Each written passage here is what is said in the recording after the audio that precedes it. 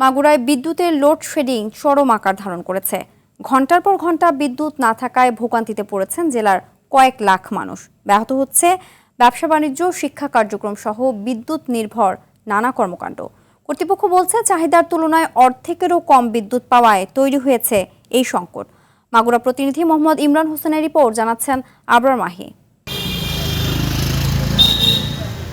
মাগুরা ওজো পাটিকোর আওতায় প্রায় ৪৩,০০০ গ্রাহকের বিদ্যুতের চাহিদা রয়েছে ১৮ মেগাওয়াট। বিপরীতে সরবরাহ পাওয়া যাচ্ছে মাত্র ৯ মেগাওয়াট। ফলে চাহিদার তুলনায় অর্ধেক বিদ্যুৎ দিয়েই চালাতে হচ্ছে পুরো বিতরণ ব্যবস্থা।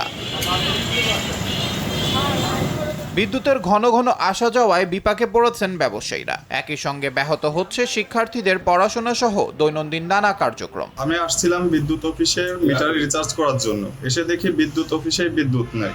মূলত গ্রাহকরা যেখান থেকে সেবা পাবে সেখানে এইরকম দুর্ভোগান্তিতে আছে। ভয়াবহ লোডশেডিং, 1 ঘন্টা বিদ্যুৎ থাকে তো 2 ঘন্টা থাকে না। দিনের বেলায় তো দেখা গেল 90% সময় বিদ্যুৎ সংযোগ বিচ্ছিন্ন আমরা থাকতেছি। বিদ্যুৎ না হলে কোনো সার্ভিসিং কাজ করা সম্ভব হয় না।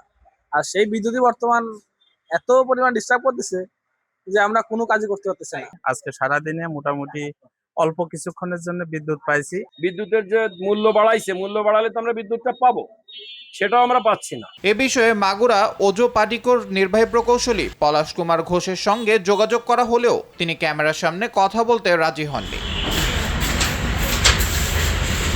এদিকে গ্রাহকের জন্য প্রতিদিন গড়ে ৬০ থেকে ৬৪ মেগাওয়াট বিদ্যুতের চাহিদা থাকলেও মাত্র ৩৬ মেগাওয়াট সরবরাহ পাওয়া যাচ্ছে বলে জানান এ কর্মকর্তা। 2,78,000 কানেক্টেড গ্রাহক আছে।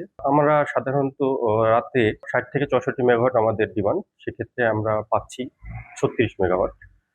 গড়ে ৪০ থেকে ৪২% আমাদের লোডশেড করতে হচ্ছে। বিদ্যুতের এই সংকট কবে নাগাদ কাটবে, এখন সেটি জেলার মানুষের প্রধান প্রশ্ন। আবরার মাহি, RTV।